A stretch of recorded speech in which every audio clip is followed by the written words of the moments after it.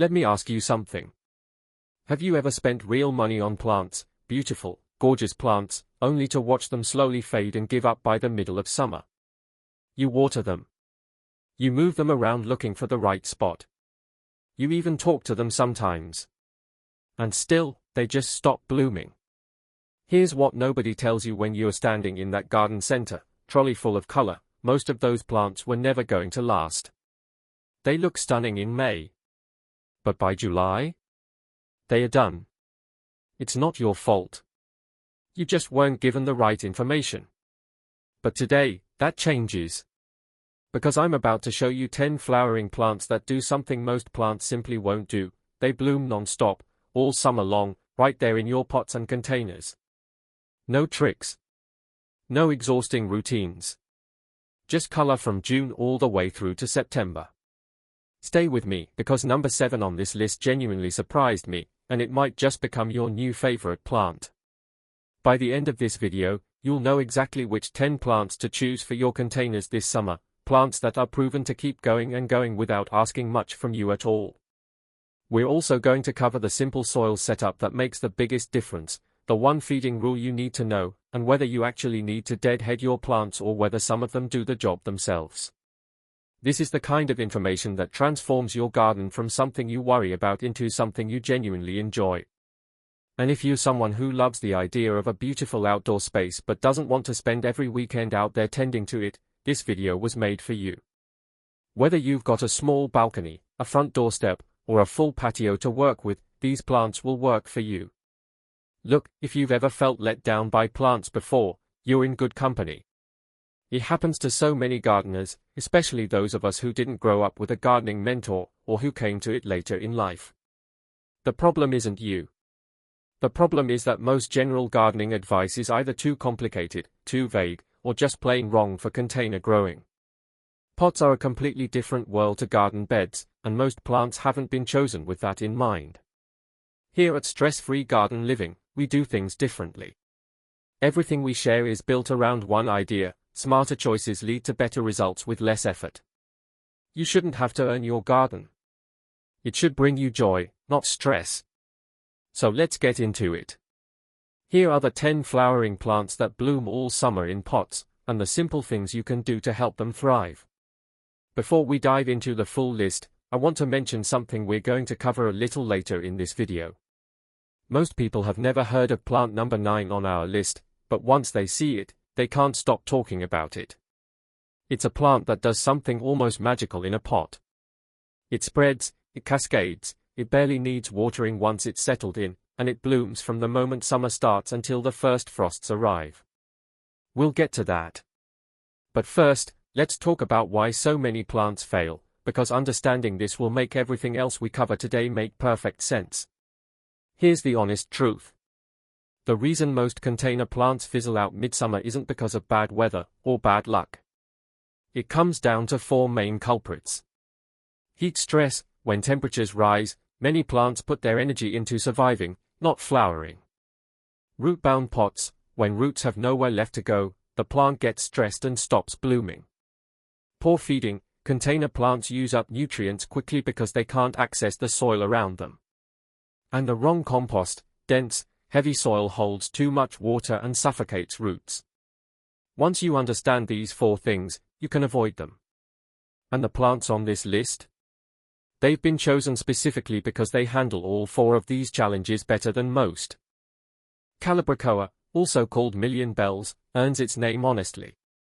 This plant produces hundreds of tiny, bell-shaped flowers that completely cover the plant all summer long. Here's why it works so well in pots: it's naturally a trailing plant, which means it doesn't put energy into growing upright. Instead, it spreads out and blooms continuously. It's also self-cleaning: those tiny flowers drop off on their own, which means no deadheading required. You'll want to place it in a sunny spot, keep it fed every 10 days with a high potassium feed, and make sure your pot drains well. Do those 3 things, and this plant will reward you with non-stop color from early summer right through to autumn. Picture a hanging basket so covered in flowers that you can barely see the leaves. That's what Calibrachoa gives you. Lantana is one of those plants that genuinely thrives on heat. Most plants struggle when temperatures soar. Lantana actually performs better. It loves sun, it loves warmth, and it blooms almost without stopping.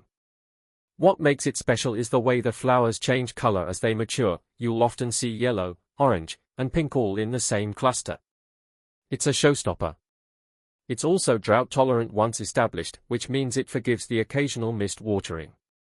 For busy people or those of us who don't want to be tied to a strict watering schedule, that's a huge plus. Place it in your sunniest spot, give it a well-draining pot, and feed it regularly. That's genuinely all it needs. Osteospermum, or African daisy, is one of the most underrated container plants available. It produces cheerful, daisy-like flowers in a stunning range of colors: white, yellow, purple, coral, even bicolored varieties. It blooms best in cooler temperatures, which makes it perfect for spring and early summer, and then again as summer fades into autumn. Some varieties, especially the newer heat-tolerant ones, will bloom right through the warmest months too. The key with Osteospermum is deadheading. Unlike some of the other plants on this list, this one benefits from having spent flowers removed regularly. Spend 5 minutes a week snipping off the old blooms, and it will keep producing new ones all season. If you want a plant that looks like it belongs in a professional display, this is a brilliant choice. So we've covered 3 incredible plants already, and each of them has something a little different to offer. But honestly, we're just getting started. The next 7 plants on this list include some of the most reliable, low-maintenance bloomers you can possibly grow in a container. Let's keep going. Now here's a plant for a completely different situation. While most of the plants on this list love full sun, Impatiens is your answer for shadier spots, those north-facing patios or corners that other plants simply won't touch. Impatiens produce a dense mound of flowers that completely cover the foliage. They bloom from late spring right through to the first frosts, and they do it in shade that would defeat almost any other flowering plant. They do need consistent moisture, don't let them dry out completely, but in return, they'll give you the most reliable color show of any shade-tolerant plant you can find. If you've ever thought, I can't grow anything beautiful in that dark corner, Impatiens will change your mind. Verbena is another brilliant trailing plant that flowers prolifically all summer.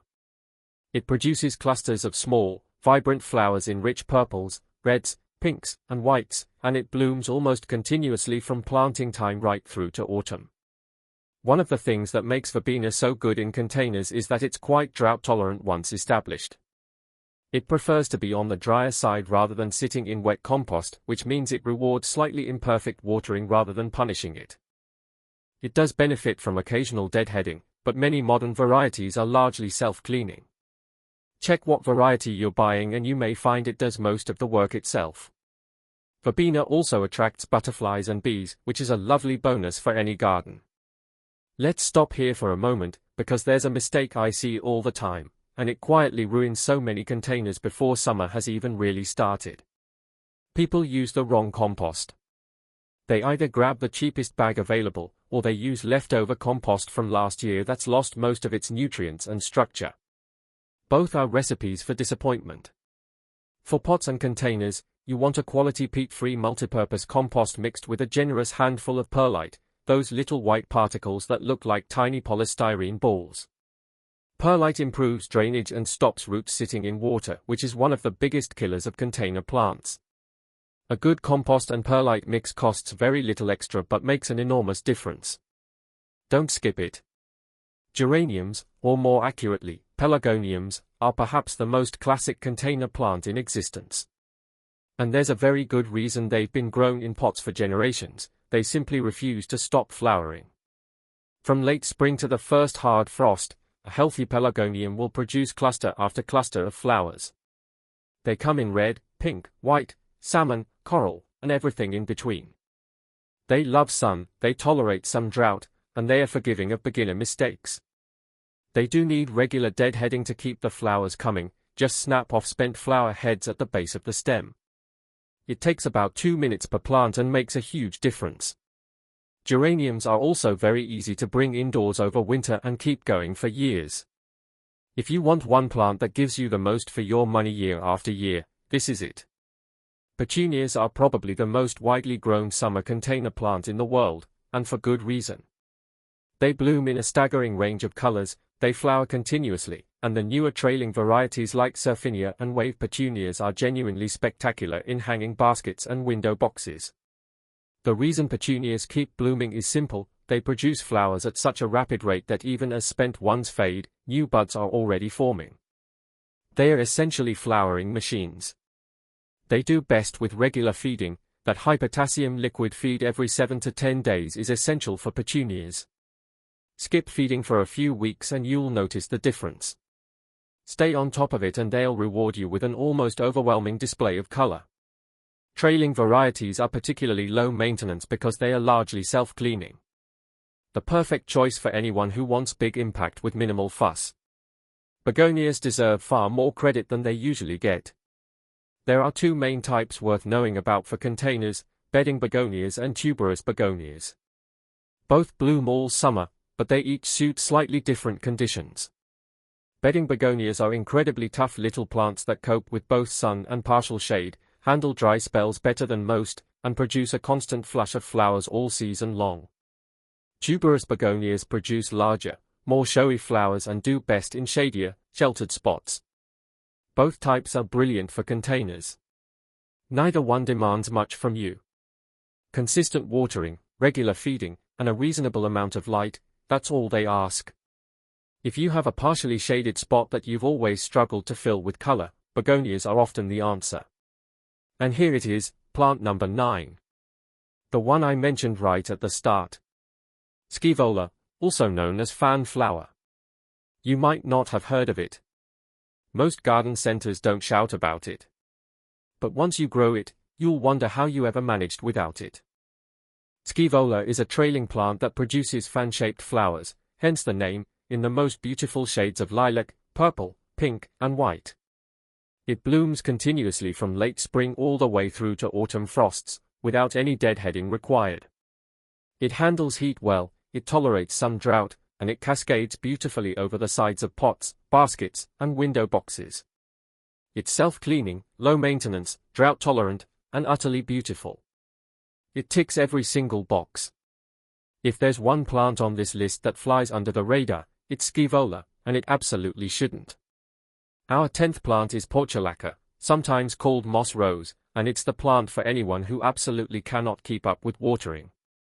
If you're forgetful about it, if you go away on holiday, if you simply have a very hot sunny spot that dries out fast, Portulaca is your plant.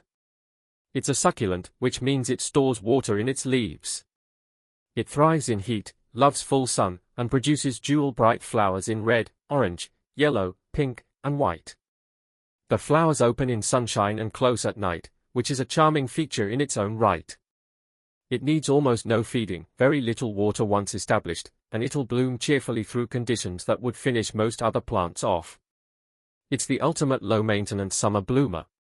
Simple, beautiful, and genuinely hard to kill. Alright. You now have 10 incredible plants, but I want to leave you with the single most important thing you can do to make every one of them perform at their absolute best. And it's something the majority of gardeners simply don't do consistently enough.